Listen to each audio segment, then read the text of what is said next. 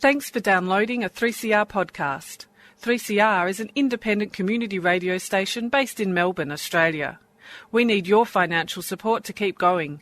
Go to www.3cr.org.au for more information and to donate online. Now stay tuned for your 3CR podcast. Evil minds that plot destruction, sorcerer of death's construction, in the fields of bodies burning, as the war machine keeps turning, death and hatred to mankind, poisoning their brainwashed mind. Welcome to the Anarchist World This Week, broadcast across Australia on the National Community Radio Satellite. Listen to the Anarchist World This Week, Australia's sacred cow slaughterhouse. Listen to analysis of local, national, international events. Listen to analysis you'll never hear anywhere else.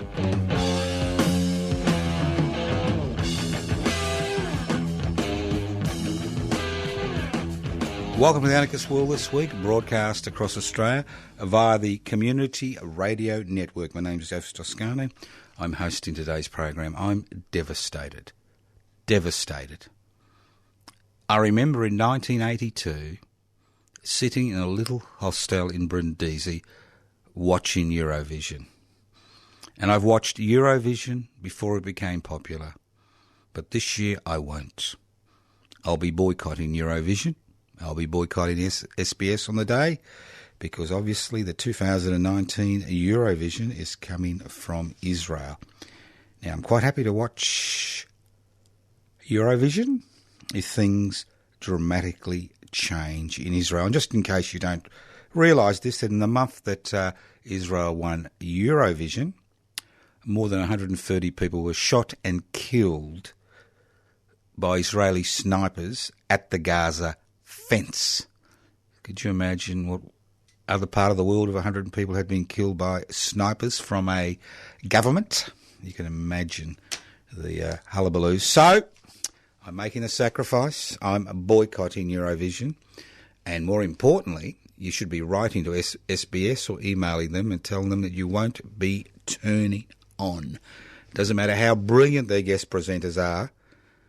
This year, for the first time since 1982, which is 37 years, I'll be missing Eurovision. Devastated. But, you know, when you've got principles, you need to stick by them. And obviously the boycott divestment sanctions campaign, if you go to their website, you can find out other things that they're actually currently doing. But again, there are things that are intolerable in the world, and sometimes you can do something. It can be very small. It may not make any difference, but as long as people understand that there is resistance, it'll help. Okay, if you know what anarchy is all about, an anarchist society is a voluntary, non-hierarchical society based on the creation of political and social structures which are based on equal decision-making power. That's direct democracy, a society where wealth is held in common and used for the common good. Very old-fashioned ideas, just like those old-fashioned revolutionary ideas of the French Revolution. You know, equality, fraternity, and all that stuff. So, very simple, but why? People say, why? Well, it's very simple. You don't need a PhD in politics to understand what anarchism is all about. The word anarchos, ancient Greek, without rulers. Not without rules, as many anarchists seem to believe, and as the rest of society seems to believe. It's without rulers. It's a society without rulers. What gives rulers power? Inequalities in power and wealth. That gives them the opportunity to impose their will on billions of people simultaneously. So the anarchist struggle is the struggle to devolve power. That means break down power and to share wealth, hold it in common so that everybody is able to develop themselves to their fullest potential. It is a struggle that human beings have been involved in since the world was first, human beings were first created. So it is an ongoing struggle. Now, obviously, I won't see an anarchist society in my lifetime, but that's irrelevant. Most likely you won't see an anarchist society in your lifetime. That's irrelevant. What's relevant is if you're involved in struggle to improve people's conditions, the everyday conditions, and if you're involved in struggles to devolve power, then whether you accept it or not, you're involved in that anarchist struggle to create a society without rulers. All right, let's move on. Sometimes even I get a little bit, look, I had to laugh. I really had to laugh. There are all these august, suited people at the State Library yesterday of Victoria, and they were listening to Mr. Thompson, Murdoch's confidant, the head of his news organisation, News Corporation. Now, Mr. Thompson has an interesting history from copy boy to Poobah, a 40-year history of the Murdochs. And you usually know when you do an oration, and this was the so-called Keith Murdoch oration, which was the beginning of the Murdoch Empire, you'd expect people to talk about something substantial, something real, something that would give humanity a lift, something that would add to the public debate. Now, fortunately, like Eurovision, I wasn't there. I was not there. But talking about calling the pot black. Now, Mr. Thompson was indignant. The Washington Post had done an article which had denigrated the Murdoch family. Poor old Rupert and dead, what's his name, Keith, and poor old Lachlan and the rest of the products of his loins, of Rupert's loins. I'm thinking to myself, what? Isn't this the newspaper empire that built its reputation, expanded its fortunes on denigrating other people and destroying their lives, and actually not being actually worried that much about what is real and what is an interpretation of reality? And for Mr. Thompson to jump up and down regarding some newspaper in Washington taking the mickey out of the Murdoch, dynasty, and that's, one of his mainstays of his little oration, the copy boy who's now Poobah of News Corporation, you really have to wonder what type of people these people are. And then it got better. Because I read the transcript. It's got better. Here he was, Mr. Thompson, the Poobah of News Corporation, jumping up and down, screaming about liberal indignation, about the fact there are people using social media to bring up ideas, which they can't control. Now, obviously, the Murdoch Corporation has got a problem.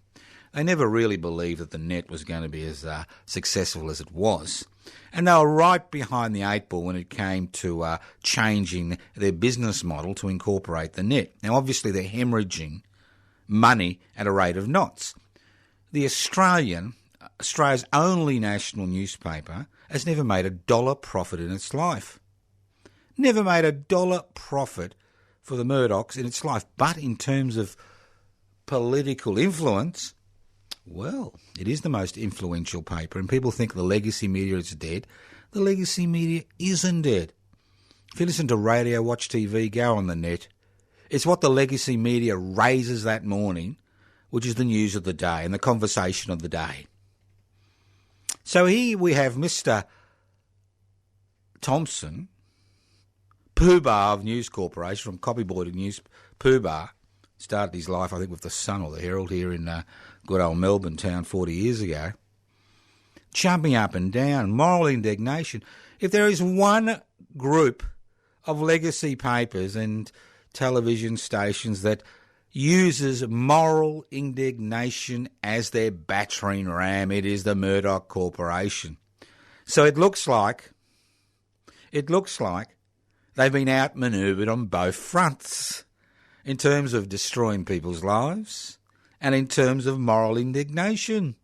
All you got to do is open up one of that crappy pieces of newspaper if you're sitting at a cafe somewhere, and you can actually see the moral indignation oozing out of the pages, the moral indignation oozing out of their platforms all over the world. That's what they base their fortune on. So, Mr. Thompson, the sooner you retire, and I have heard that the Murdochs are not very kind to executives who retire in terms of payouts, because let's not forget it's still basically a family-owned company, although it's got influence all over the world. But I just can't believe it. I can't believe it. Don't these people actually wake up in the morning, look at themselves in the mirror when they're shaving or brushing their teeth and say, how do they expect us to take us seriously? If you want to really have a good belly laugh, and I advise you to make sure the floor is clean so you can roll around when you're belly laughing. This is the type of belly laughing that'll knock you off your chair and you'll be rolling around in fits of laughter for hours on the floor. Have a look at the transcript of his speech. You will be amazed. You will be amazed at the hypocrisy of this organisation, which is starting to feel a little bit of an economic squeeze on its rivers of gold. You listen to the Anarchist World This Week, broadcast across Australia via the Community Radio Network. This program is streaming live on 3cr.org.au. The program is podcast. You can access the podcast by going to 3cr.org.au. My name is Joseph Toscano. I'm hosting today's program. Public housing, everybody's business. Now, those of you who have been involved in state elections over the last few years will have noted that public housing does not rate a mention. And those of you who are now involved in this federal election scam, I do call it a scam, will notice that housing is still not an issue. It's quite extraordinary, isn't it? Here we have a society where a significant proportion of the population, over 70%, are either buying a home, renting a home, or wandering the streets looking for a home. And the concept of housing, especially public housing, doesn't rate a mention. We've seen the social community housing sector hijack the debate, removing the word public as if it's some type of disease from the discussion. It's all about the private sector, whether it's for profit or not for profit, providing housing for the disadvantaged, in inverted commas, brackets, exploited members of our society. Now, housing, especially public housing, should be front and centre of this federal election campaign. Although public housing is a state responsibility, constitutionally, there are many things a federal government can do to promote the concept of public housing. And listening to both the opposition, and to a lesser degree the Greens, and the coalition government, which is in caretaker mode currently, you would think that the word public was somehow some type of Ebola-like virus that you need to recoil from. Just extraordinary. Now, I've been involved in the public housing campaign. This is the third year. And I'm the first one to admit we've had minimal, if any, traction. Although the previous housing minister in Victoria was shunted aside to another portfolio. Mr. Richard Wynd is now the public housing minister. The fact is, this is not an issue that seems to have caught the public imagination. It's all about rental subsidies, first home buyer grants, negative gearing, stimulating the marketplace, reducing interest rates, removing the squeeze on lending by the banks currently.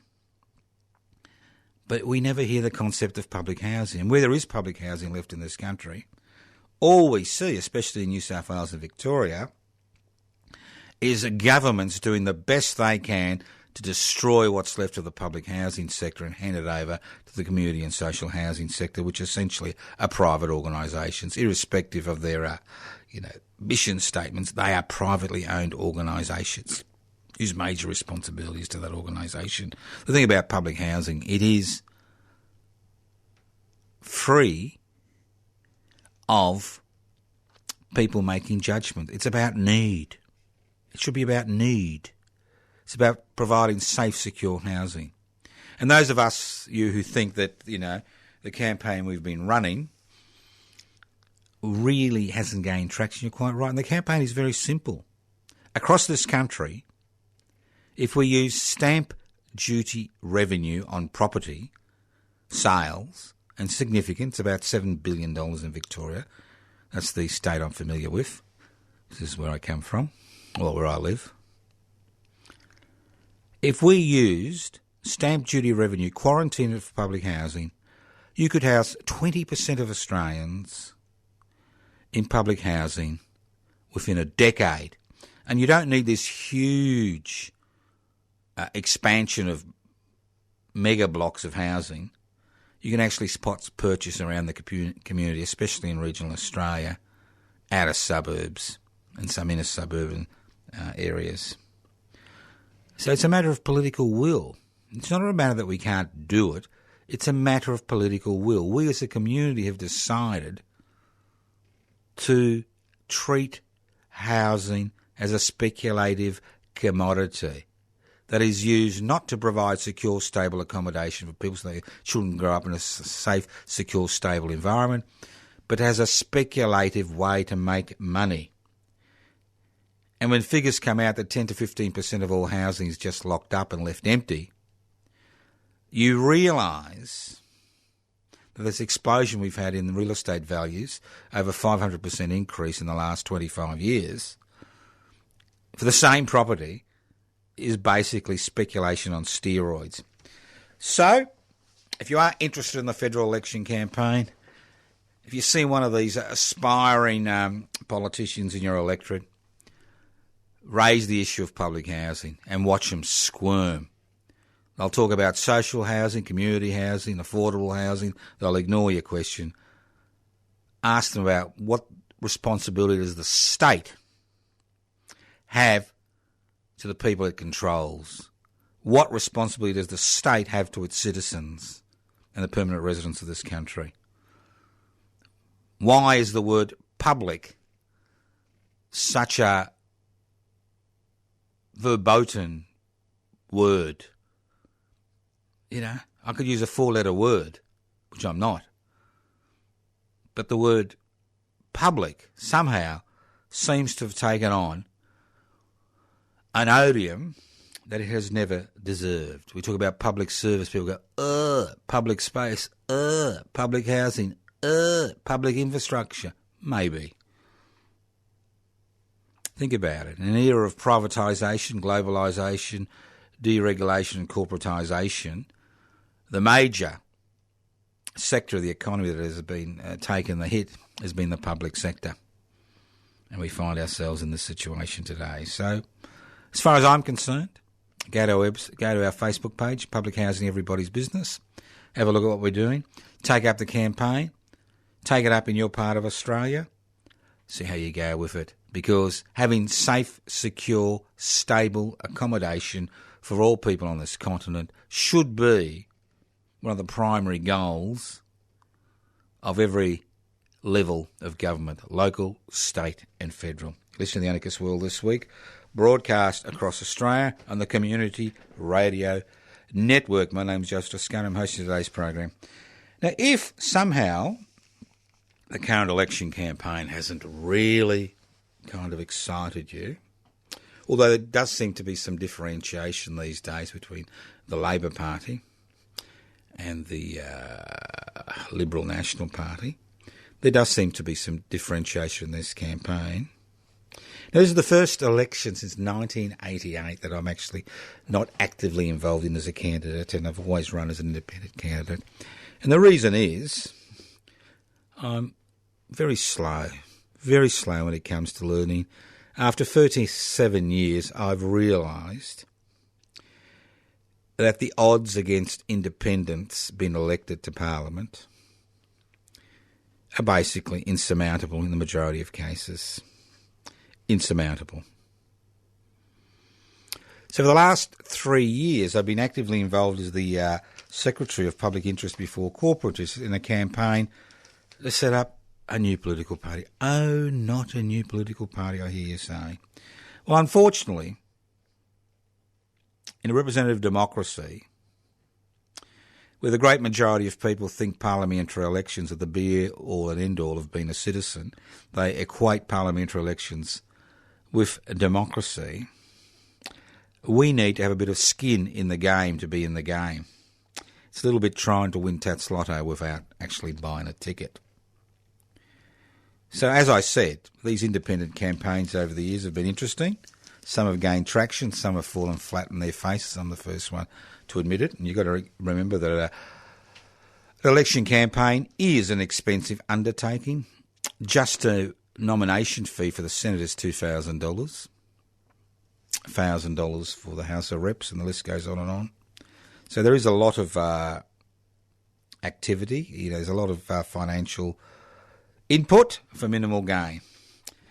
So our attempts to register public interest before corporate interest as a federal political party have been slow, let's be honest. We've had a number of congresses.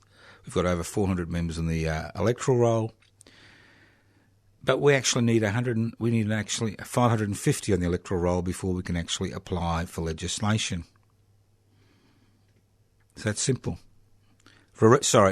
Apply for registration, not legislation. We've got the cart before the horse. As a federal political party. Now, if the federal election campaign is not turning you on, if you're sick and tired of the same people promising you the same things and then reneging on their promises once they're elected, if you're sick and tired of the parliamentary process, if you're sick and tired of it all, and you're not on the streets on a daily basis being involved in direct action and campaigns, well, this is one way you can actually make a difference by joining public interest before corporate interests.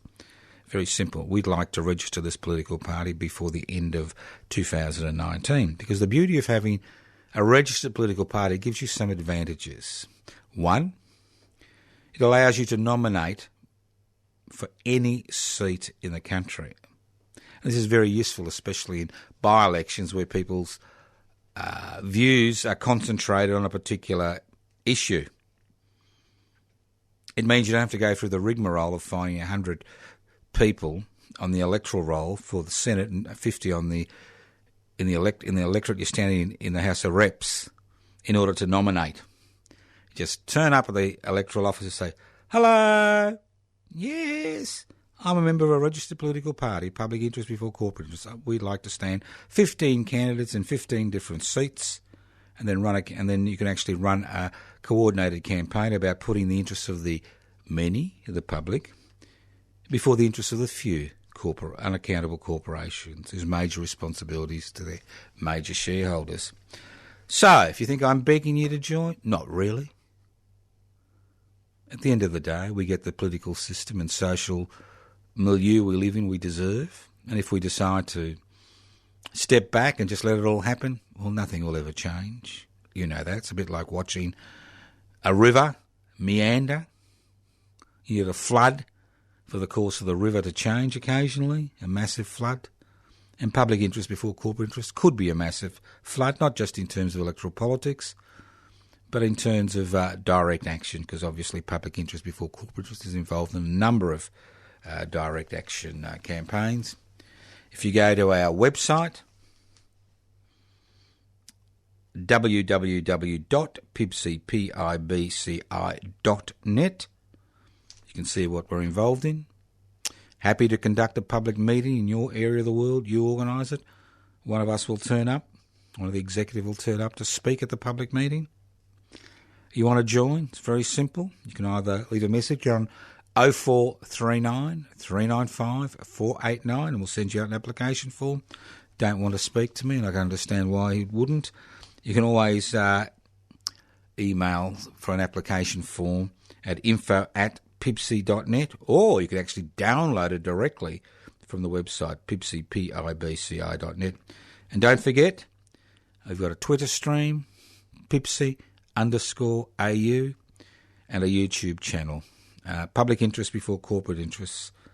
So there's lots of things happening as far as public interest before corporate interest is concerned. As I said before, we can continue as we are, organising campaigns like Public Housing Everybody's Business and a number of other campaigns we've been involved in, or we can actually get involved in direct political action as a registered political party. But to be a registered political party, we need more members on the electoral roll. So I'm encouraging you to have a look at what we stand for, look at the Constitution, and if you're interested, join.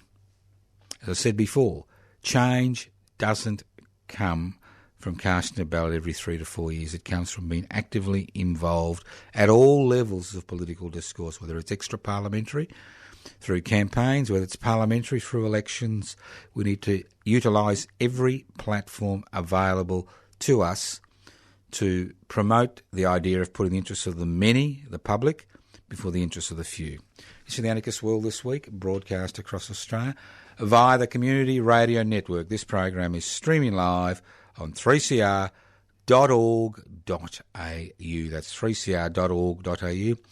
The program is podcast. You can access the podcast by going to 3cr.org.au. Well, let's move on. Now, I like to look at the situation in Sudan. You say, Sudan? Sudan? Why would anybody bother? Because in many regards, it acts as a template about what can be achieved, what the potentials are is of a mass political movement that comes up from the ground. Now, I'll give you a little bit of background and then we'll look at the current situation because they are at a crossroads. Now, Sudan is about a seventh the size of Australia, so it's a decent piece of earth. And it sits south of Egypt, and on its western border it has Libya and Chad.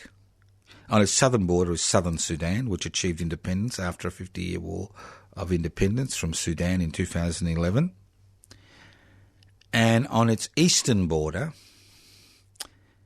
it has Ethiopia and Eritrea. There are about 40 million people live in Sudan, and Sudan is a quite interesting conglomeration of people. It was a British colony till 1956, when it achieved independence. Now, you all know about, the Gordon of Khartoum, who got slaughtered when the British got slaughtered in Khartoum. It was in 1886 when there was a revolt, a people's revolt against colonisation. And if you ever come to Melbourne, you'll be amazed at how important this little event was, little old Melbourne town, and all over Australia and the British Empire, because the British had actually been defeated and General Gordon had been killed at Khartoum. There's this huge monument near the Treasury building, which was built by the people of Melbourne to General Gordon. Quite extraordinary when you think about it. And the reason I'm talking about Sudan to some degree is we do have certain links, because a number of, from the colonies, of soldiers went actually back to Sudan to put the natives in their place, in inverted commas, after the downfall of Gordon in Khartoum in 1886. But the other reason is there is a huge link between Sudan and some of our nearest northern neighbours. So it achieved independence in 1956. Most people, Sudan is a predominantly Muslim nation, but it's not all inhabitants are Muslim. And the thing that people may find a bit interesting about Sudan is it's a multicultural society. In the West, you have people who are of African descent. And in the Nubia Mountains, which is part of Sudan, which is just south of the Egyptian border, there are many people who are still living traditional lifestyles as animists. In the centre, you have the Arab-speaking part, which includes the capital Khartoum. And in the West, the people in the West don't speak Arabic. They're more related to Tigrans from Eritrea and Ethiopia. So it's a multicultural. It's been a multicultural society for decades. Now, Sudan had a democratically elected legislature between 85 and 89. In 1989, the Muslim Brotherhood, with a number of military officers, staged a coup. And Omar al-Bashir was installed as leader of Sudan. 10 years later, Omar al-Bashir and Hassan Ariabi fell out. Now, Hassan Ariabi had been the leader of the Muslim Brotherhood, and this led to the slaughter in Darfur, where that dispute was played out in Darfur. At that particular time, this is around 1999, Sudan was not only involved in a genocidal operation against its own people in Darfur, it was also involved in a operation to prevent southern Sudan, which was a United Nations protectorate, from gaining its independence from Sudan. And to a large degree, this was due to the fact that most of the oil from this area came from southern Sudan. Now, pretending to be a good Muslim and using the cloak of religious piety, the deal between the military and the Muslim Brotherhood was to introduce Sharia law into Sudan. Now, Sudan is not all Muslim. There's a large Coptic Christian population. There's animists, traditional people, and obviously there's many Muslim people. But Sharia law was introduced in 1989, which is something which was, that the Sudanese never expected to occur. At the same time, when Omar al-Bashir fell out with the Muslim Brotherhood, he was concerned about the loyalty of the military, and he funded one of the most brutal organisations we've seen during the 20th and 21st century, the Janjaweed, which basically means a genie on horseback. These were basically private militias paid for by the government that were used to slaughter thousands of people in southern Sudan and Darfur.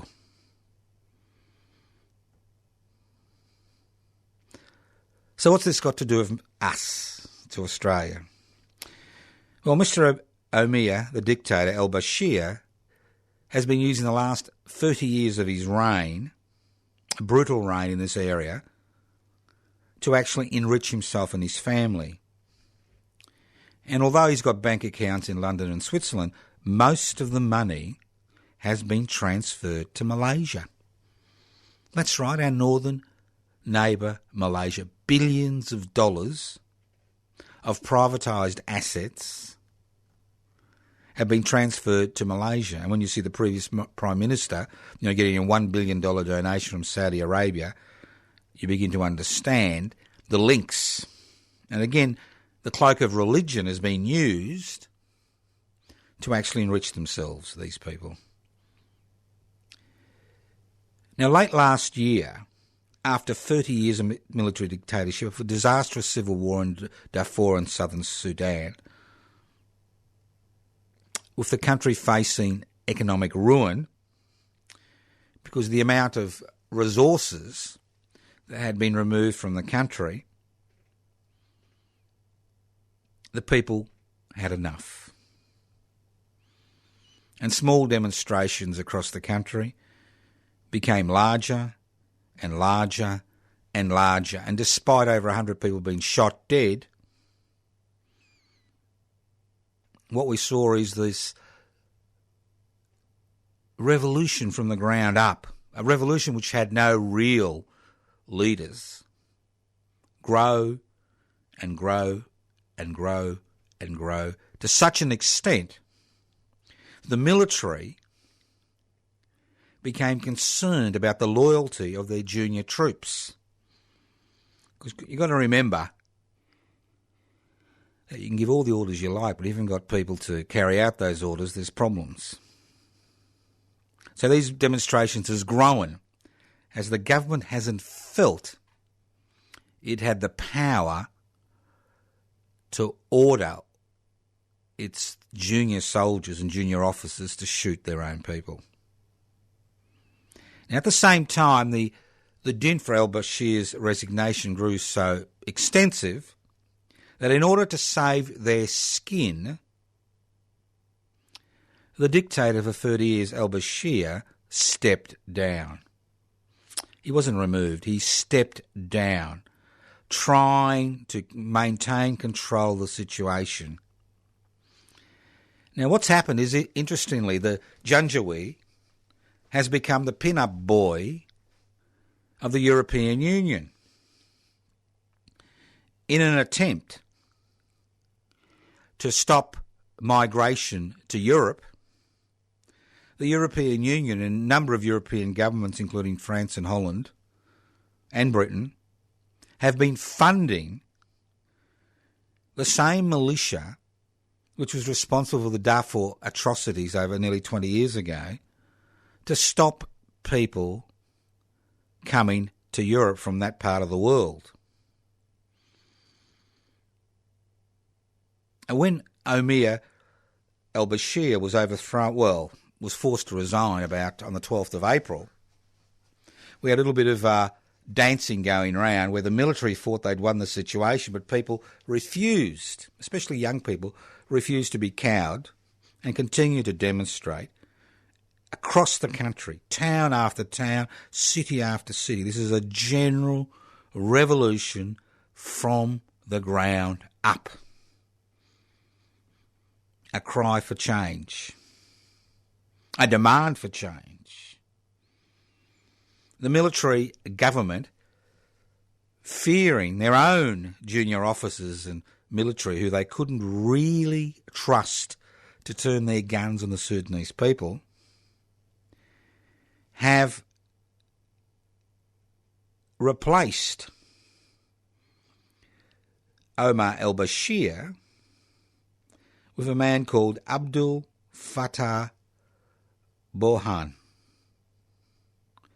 who is the general who's responsible for the Sudanese presence in Yemen, is responsible for the atrocities that are occurring in Yemen, supporting the United States, Saudi Arabian coalition in that part of the world.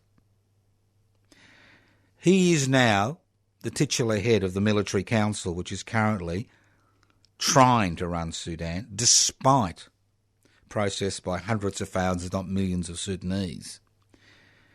At the same time, in order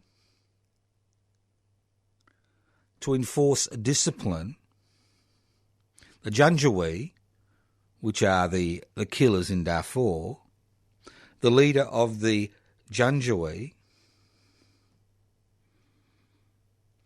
Hermediti, is now the second in command in Sudan. That's right. The leader of the Janjaweed, the mass killers in Darfur, are now the second in command. Hermediti is second in command in Sudan after Lieutenant General Abdel Fattah Burhan. Incredible, isn't it? So what the military has done is, concerned about the younger troops not following orders and shooting their own people and dispersing these mass protests and sending people home,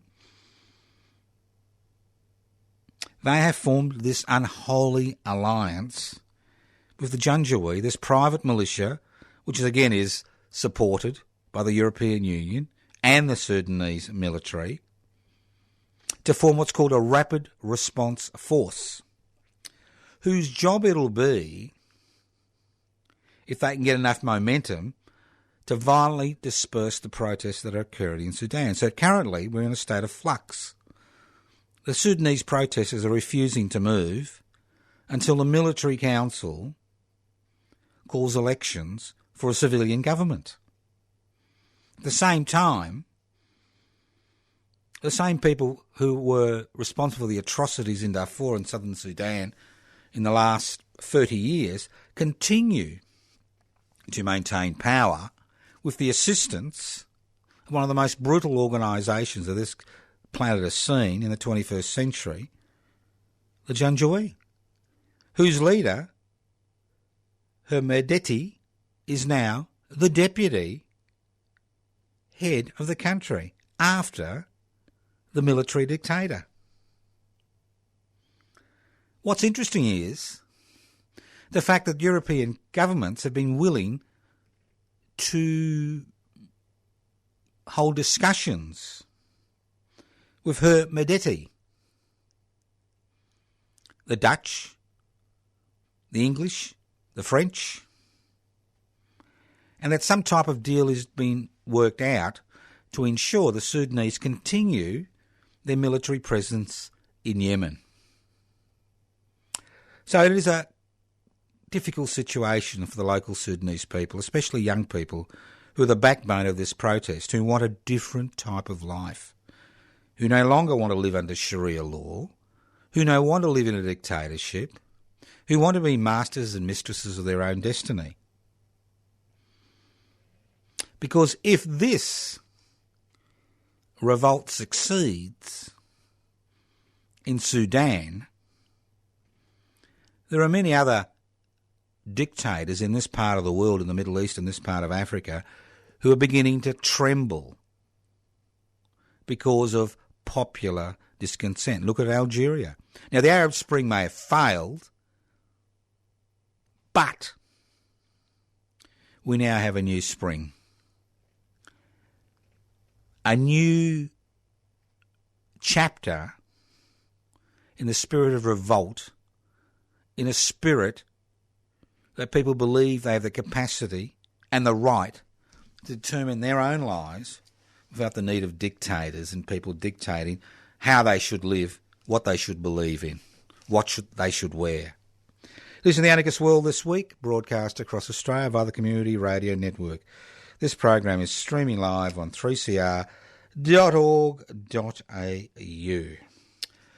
If you come to Melbourne, I'm sure you go to Federation Square. Now, you may not know this, that the Anarchist Institute had been involved in a campaign 10 to 15, or for about 5 years, 15 years ago, to actually open up Federation Square to the public.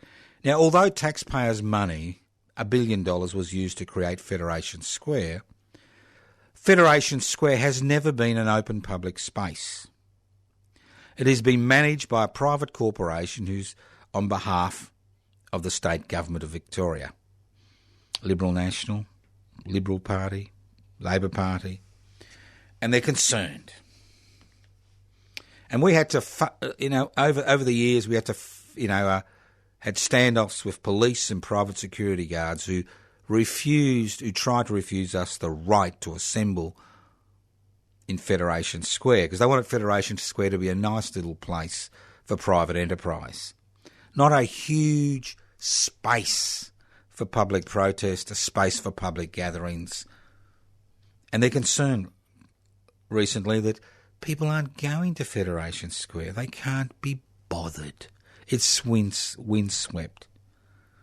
Now, if they made Federation Square the public protest centre of Melbourne, you would find that thousands, hundreds of thousands would flock to Federation Square and use the facilities. Currently, most Melbourne protests are held outside the State Library, which is a very tight, compacted space. Now, you try to organise a demonstration in Federation Square, and we do on a number of occasions. We don't ask for a permit, and we won't be asking for a permit on the 3rd of June for Mabo Day celebrations. And we won't be asking for a permit when we go down there for public interest before corporate interests.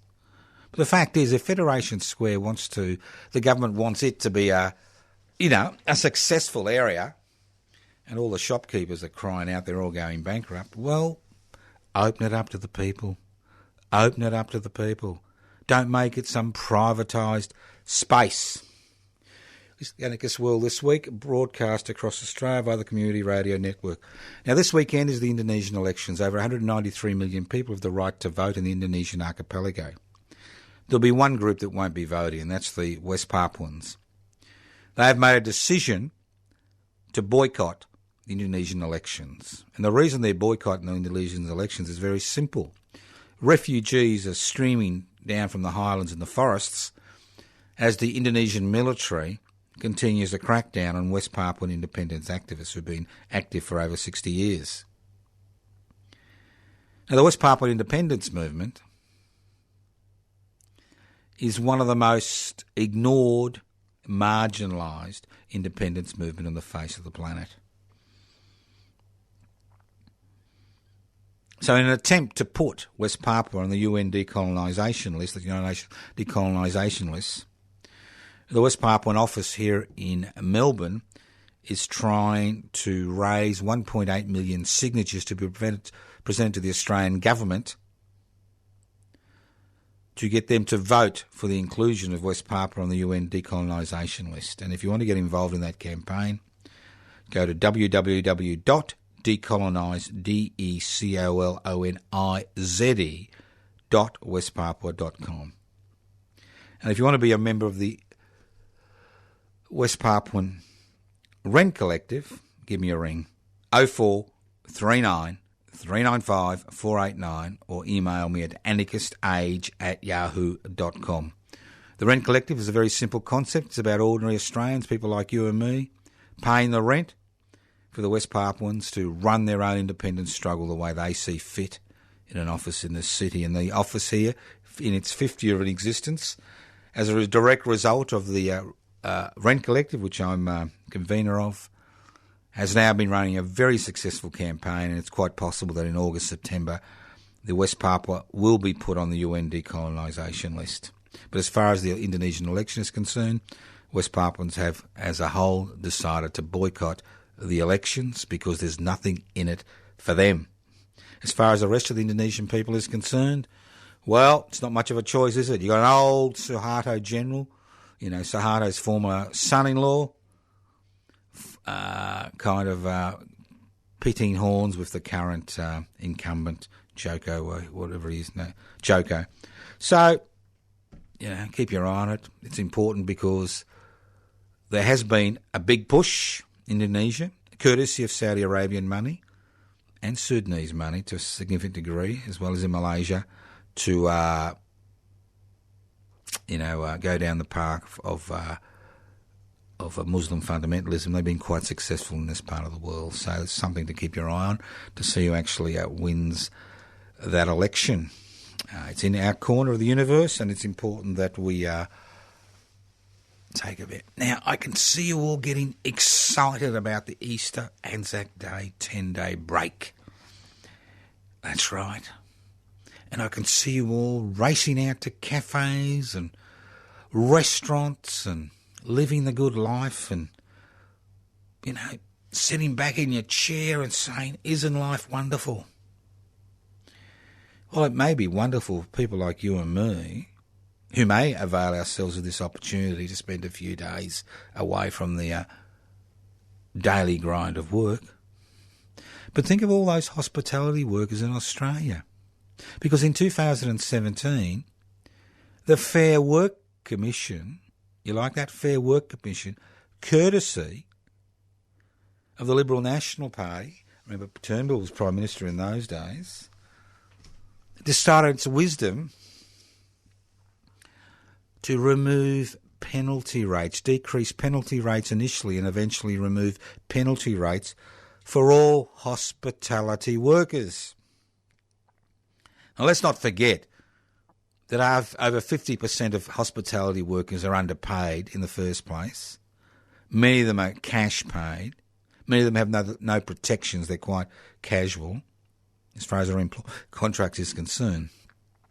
But now, the government, in its wisdom through the Fair Work Commission, has said that these people will lose their penalty rates. And not just hospitality workers, but sales staff. So the poorest paid people in Australia, the least organised, the most poorly paid, are now being denied penalty rates for working hours where the rest of us are enjoying ourselves. I mean, where's the justice in that? Now, obviously the Labor Party has said they will, if elected, they will change this, and hopefully they will. Why should people who need to work ungodly hours, or hours where the rest of us are enjoying ourselves on a holiday, shouldn't be paid, compensated for that time? Because that's the time they've got to have with their friends and family and children. Now, we expect them to be there, you know, on Easter Sunday or Easter Monday or, you know, Anzac Day or other days. And we expect to, you know, be able to enjoy that time off. But why should they be compensated for working these hours? So it's quite extraordinary, isn't it? We have here in this country the most poorly paid workers who basically survive through overtime payments, now being denied those overtime payments, not because of crooked employers, and I can tell you there's plenty of them in the hospitality trade, you know, where cash is the byword as far as employment is concerned, cash in hand. Why should they be denied that right by governments? It's quite extraordinary. It really is. They didn't try it on the nurses or the police or the fire brigade or the construction unions, because you know what? They're all strongly unionised sections of the economy. And that's the key. You're not strongly unionised, your chances of maintaining what few rights you have disappear. Look, thank you for listening to The Anarchist World this week, broadcast across Australia via the Community Radio Network. This program has been streaming live on 3cr.org.au. That's 3cr.org.au. The program is podcast. You can access the podcast by going to 3cr.org.au. You want to join Public Interest Before Corporate Interest? Download the application form from Pibci, pibci.net. Want to find out what's going on? Go to pibci.net. Go to the YouTube channel, Public Interest Before Corporate Interest. I attempt to do one session a week on an important topic. And this week's topic, I think I'll be talking about democracy, in inverted commas. What's it all about? Charlie. All right? So, think about that. Don't forget, the 1st of May, we will be having celebrations here in Melbourne to celebrate the 1st of May. On Wednesday, the day it occurs. I'll talk about more of that next week, where I'll be giving the history of May Day. And I think the important thing to remember is, if you don't get involved, nothing changes. Take a leaf out of the book of the Sudanese protesters and the protesters in Algeria. Public pressure can make a difference, and it's the only way to get real change in society. Thank you for listening to The Anarchist World this week via the Community Radio Network. This program is podcast. You can access the podcast by going to 3cr.org.au. You can write to me at Post Office Box 20, Parkville 305U. Go to the Facebook page, Toscano for the Public. Public Interest Before Corporate Interest. Go to the YouTube channel, Public Interest Before Corporate Interest. Go to the Anarchist Media Institute website, anarchistmedia.org, anarchistmedia.org. Facebook pages, Public Housing, Everybody's Business, and the list goes on and on and on and on. Don't say there's nothing happening. Lots of things happening. Come and join us. Spend an hour with us. 10 hours a week, a day, a year. Become part of a social and political movement which is there to devolve power, share wealth, and create that new world in our hearts. Thank you for listening to the Anarchist World this week on your local community radio station, courtesy of the Community Radio Network. This program is podcast 3cr.org.au. Listen to the Anarchist World this week, next week. Evil minds that plot destruction, sorcerer of death's construction. An analysis you'll never hear anywhere else. Anarchist World this week. Australia's sacred cow slaughterhouse. 10 a.m. every Wednesday. Listen to the Anarchist World this week for an up-to-date analysis of local, national and international events. Poisoning their brainwashed minds. Oh, Lord, yeah.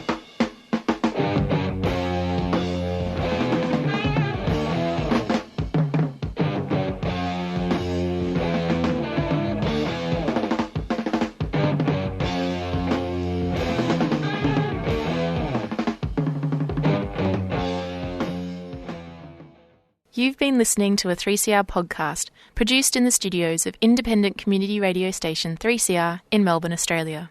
For more information, go to allthews.3cr.org.au.